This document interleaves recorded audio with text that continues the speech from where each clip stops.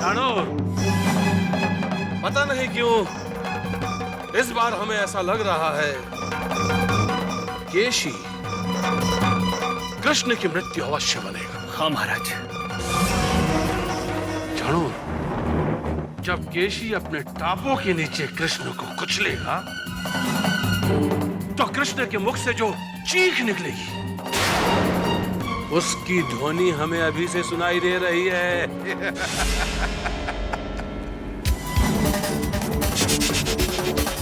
परंतु केशी को एक सावधानी बरतनी चाहिए। कृष्ण का वध कृष्ण के यमुना पार करने से पहले हो जाना चाहिए, क्योंकि हम नहीं चाहते कि कृष्ण का वध मथुरा में हो। महाराज, कृष्ण का वध कैसे होता है, कहाँ होता है, यह उतना महत्वपूर्ण नहीं है। हमारे लिए महत्वपूर्ण है कृष्ण का वध। नहीं चाणोर, कृष्ण का वध मथुरा के पार होना चाहिए। यह हमारे लिए उतना ही महत्वपूर्ण है जितना कि कृष्ण की मृत्यु, क्योंकि हम नहीं चाहते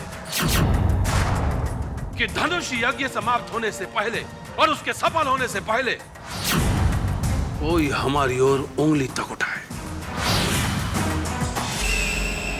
और वैसे भी हम अक्रूर के अभिशाप से बचना चाहते हैं। परंतु चाणोर, एक शुभ समाचार भी है। शुभ समाचार यह है कि नंदराय के घर में अभी से रोना धोना प्रारंभ हो चुका है। अर्थात कृष्ण की मृत्यु कृष्ण के निकट है। रो लेने दो उन लोगों को। क्या पता कृष्ण की मृत्यु के पश्चात उन लोगों को रोने का अवसर मिले।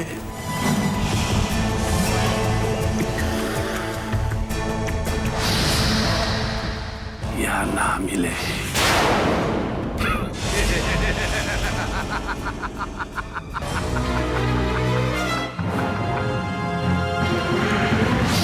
नहीं मिलेगा।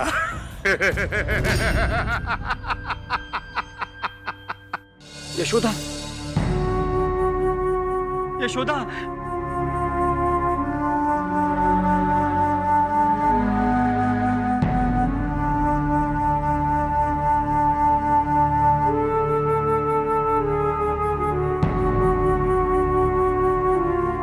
यशोदा, यशोदा।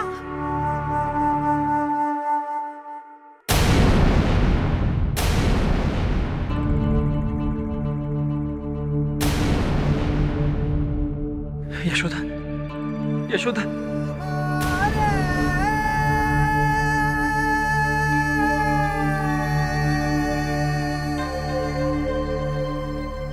नंदरानी जी, नंदरानी जी आंखें खोलिए। क्या हो गया है तुम्हें यशोदा?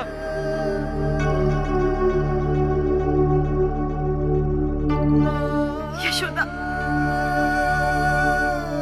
तुम इस प्रकार मुझसे मुंह नहीं मोड़ सकती यशोदा। नहीं मुंह मोड़ सकती तुम मुझसे इस प्रकार। हमने अग्नि को साक्षी मानकर 7 जन्मों तक साथ रहने का प्रण किया था यशोदा।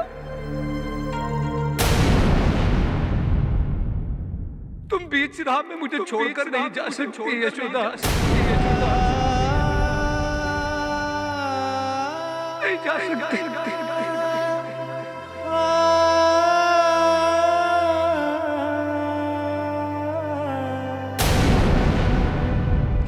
उठो यशोदा, उठो, उठो। अक्रूर जी, यशोदा नहीं उठ रही है। पता नहीं क्या हो गया इसे। कुछ नहीं हुआ। नंदराय जी, हमें वैद्य को बुलाना चाहिए।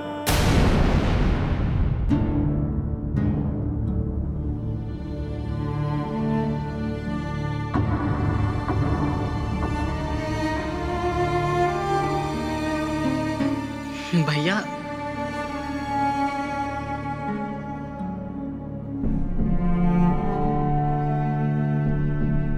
आप रोएंगे तो मुझे भी रोना आएगा। कान्हा, मुझसे मैया की दशा देखी नहीं जाती।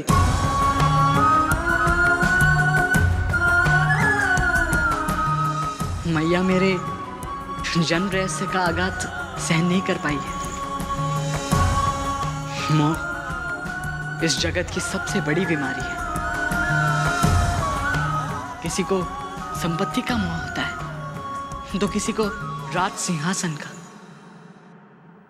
किसी को अमरत्व का मोह होता है, तो किसी को संतान का। इस संतान मोह में लोग जहाँ तरह तरह के दान पुण्य करते हैं, वहाँ पाप भी करते हैं। जब तब व्रत उपवास यज्ञ तीर्थ क्या कुछ नहीं करते। चोरी लूट खसूट हत्या बेईमानी सब संतान मोह के लिए। तो इस मोह से छुटकारा कैसे पाया जाएगा छोटे? निर्मोही का ध्यान करके, विकारों का त्याग करके, ईश्वर ने पृथ्वी पर किस कार्य के लिए भेजा है ये जान के। मोह से पीछा छुड़ाना बहुत कठिन है भैया, और जो कोई इस कठिन कार्य को कर लेता है तो फिर उसके लिए ये जगत झूठा है, बनावटी है। उनके मन में फिर एक ही लगन रहती है,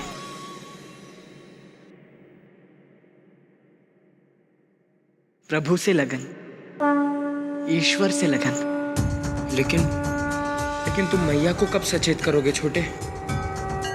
मैया सचेत हो जाएगी भैया, जब वो सत्य को स्वीकार करेगी। सत्य से कोई कब तक भाग सकता है? कोई नहीं भाग सकता, ना हम ना मैया। इसका अर्थ हुआ कि हम मथुरा नहीं जा पाएंगे। भैया, हमारा मथुरा जाना समय तय कर चुका है, और होता वही है जो समय कहता है। परंतु मैया स्वयं कहेंगी कि धनुष यज्ञ में जाओ और विजयी होकर लौटो। इसका अर्थ है कि मैया ठीक हो जाएंगी। वैद्य जी आ गए। वैद्य जी, आइए वैद्य जी। देखिए, पता नहीं यशोदा को क्या हो गया है। अचानक अपनी सुध खो बैठी है वैद्य जी। मैं इसे इतना पुकार रहा हूं कि जवाब ही नहीं दे रही है वैद्य जी।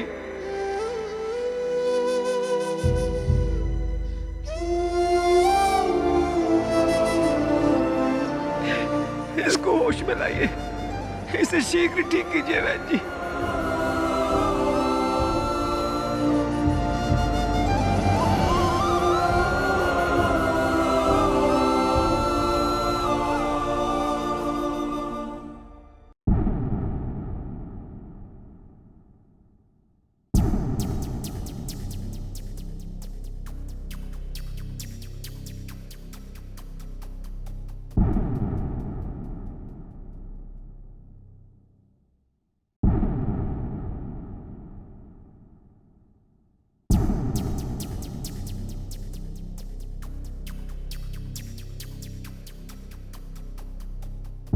कन्हैया,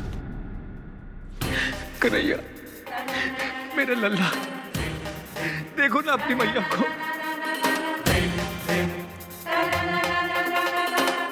मैं इसे पुकार रहा हूं, ये कुछ नहीं बोल रही है।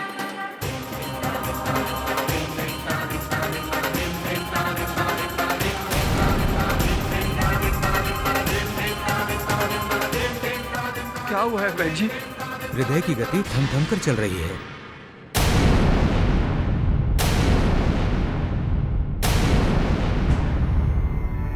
ऐसा लग रहा है हृदय पर गहरा आघात पहुंचा है,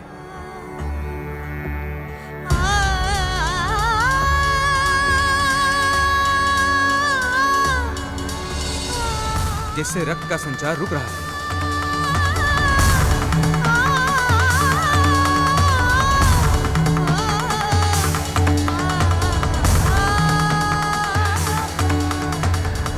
कुछ कीजिए वैद जी,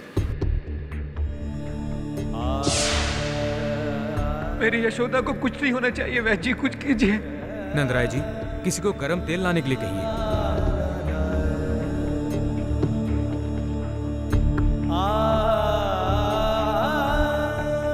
मैं अपनी ओर से पूरा प्रयास करूंगा नंदराय जी, परंतु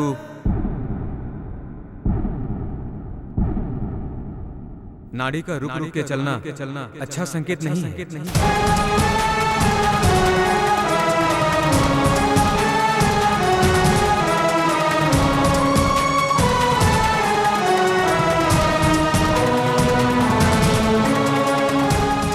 ये औषधि नंदरानी जी को चटाइए।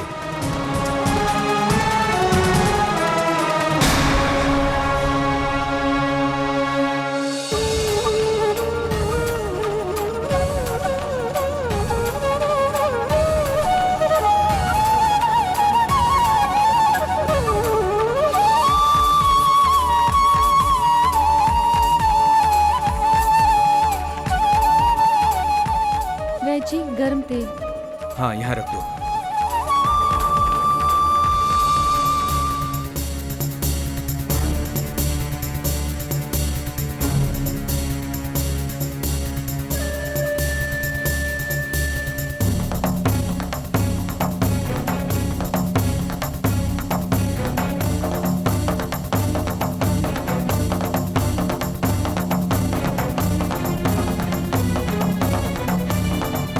वैद जी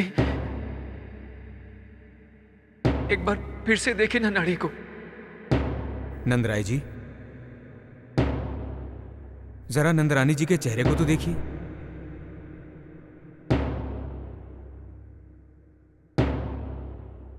आपको नहीं लगता रक्त चेहरे की नसों तक नहीं पहुंच रहा है, इसलिए चेहरा धीरे धीरे सिकुड़ रहा है।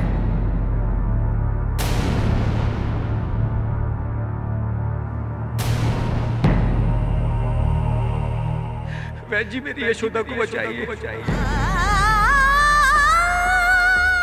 मेरी यशोदा को बचाइए। वैद जी,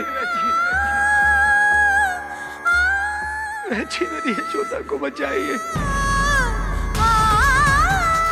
जीवन देना जीवन लेना ईश्वर का कार्य है, मेरे वश में कुछ नहीं है। मेरी दी हुई औषधि का प्रभाव 8 पहर में हो जाना चाहिए।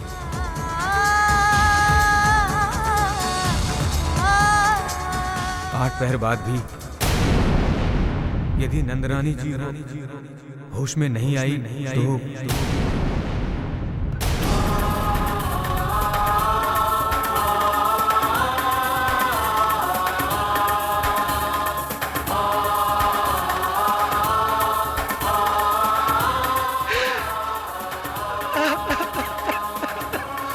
पिताजी,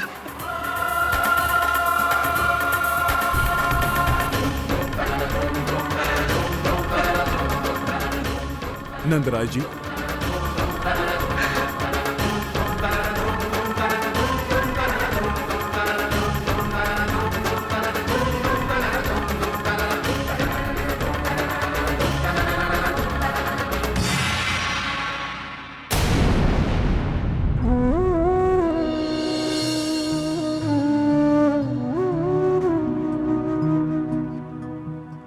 मैया सुन रही है ना आप मुझे? आपका कान्हा आपको पुकार रहा है मैया, आंखें खोलिए ना, जाग जाइए मैया।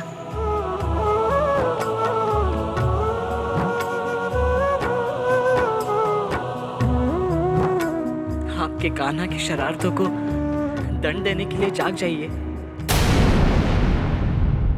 और नहीं तो उसे लोरी सुनाकर सुलाने के लिए जाग जाइए। उस पर ममता लुटाने के लिए जाग जाइए।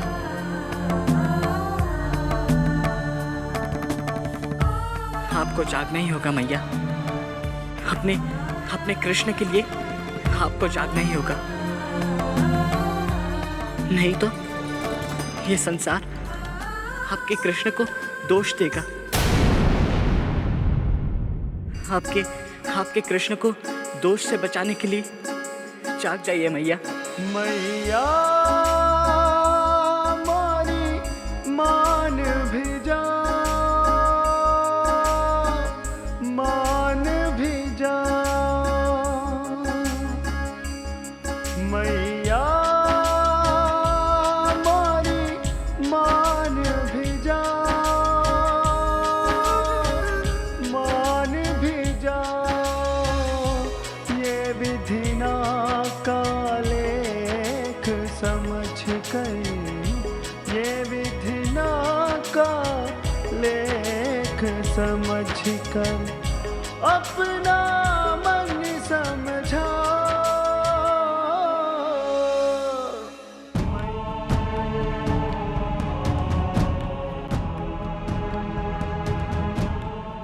नंदराय जी, मैं अपराधी हूं। कंस के संदेश का विषैला तीर सीधा एक मां के हृदय में मार दिया। मेरा जीवन निष्फल हो गया नंदराय जी। ऐसा मत कहिए गुरु जी, ऐसा मत कहिए। जो एक मां को कष्ट देता है वो पातकी होता है नंदराय जी, उसका कभी उद्धार नहीं होता नंदराय जी।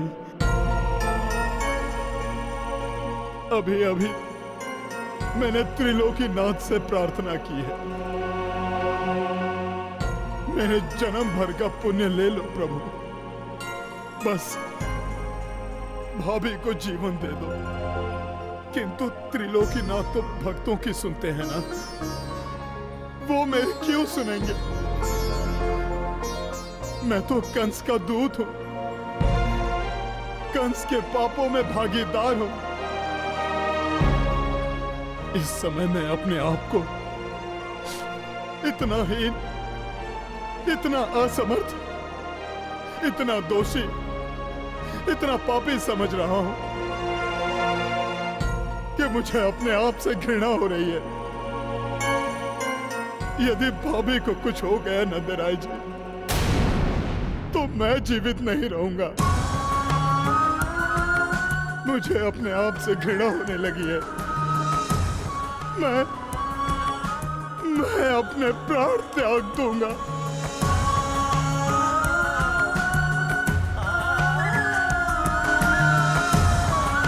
ऐसा मत कहिए गुरु जी। 8 प्रहर, एक पूरा दिन और एक पूरी रात। क्या मैया के जीवन का निर्णय ये 8 प्रहर करेंगे छोटे? वैद्य को वैद्य क्यों कहा जाता है भैया? जो मनुष्य 5वां वेद जानता है वही वैद्य है। लेकिन कान्हा, वेद तो सिर्फ 4 हैं, फिर ये 5वां वेद कौन सा? आयुर्वेद।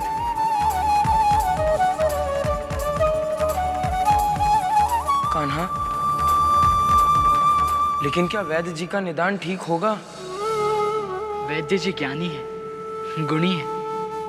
उन्होंने आज तक कभी भी अनुचित निदान नहीं किया है।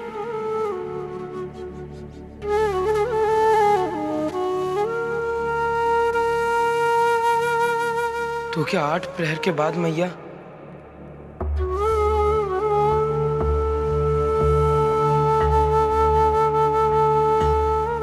भैया, आप तो जानते हैं, विधि का विधान कोई नहीं बदल सकता।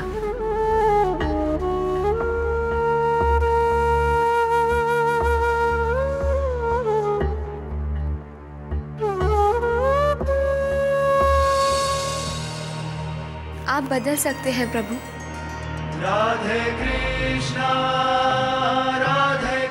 राधे,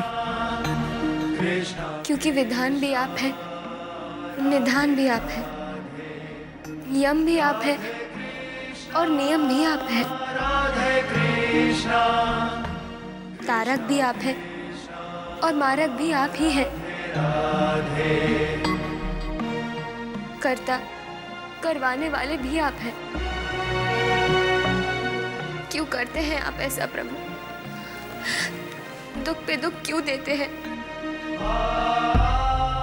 मुस्कुराहट के बाद आंसू क्यों देते हैं?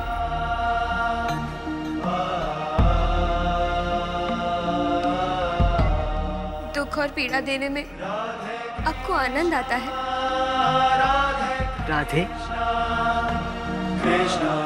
सृष्टि की रचना करते समय तुम्ही ने मेरा साथ दिया था। तुम तो जानती हो कि यदि दुख नहीं होगा तो सुख का महत्व मानव कैसे जानेगा। अंधेरा नहीं होगा तो प्रकाश को देखकर मानव प्रसन्न कैसे होगा। मृत्यु का भय है, इसलिए मानव जीवन से प्रेम करता है। मैं किसी को दुख पीड़ा नहीं देता हूं। हर कोई अपने कर्मों से ही सुख पाता है और अपने कर्मों से ही दुखी होता है। अपने कर्मों के कारण ही हर किसी को भोग भुगतने पड़ते हैं। कर्म बंधन से किसी को छुटकारा नहीं है राधे, किसी को भी नहीं। आपको भी नहीं प्रभु। हाँ राधे, इस मानव वेशधारी कृष्ण को भी कर्म बंधन से छुटकारा नहीं है, ना ही कृष्ण की मैया को इससे छुटकारा है। मानव को दुखों का सागर तैरना है, इसीलिए वो अपनी जीवन रूपी नौका से दुख के सागर से सुख की खोज में निकलता है। मैं तो केवल मानव का मार्गदर्शक हूँ। जो मेरे दर्शाए मार्ग पर चलेंगे वो अपने उद्धार की ओर बढ़ेंगे। जो मेरे दर्शाए मार्ग पर नहीं चलेंगे वो अपने अधोपतन की ओर बढ़ेंगे। आपकी लीला अगम्य है प्रभु।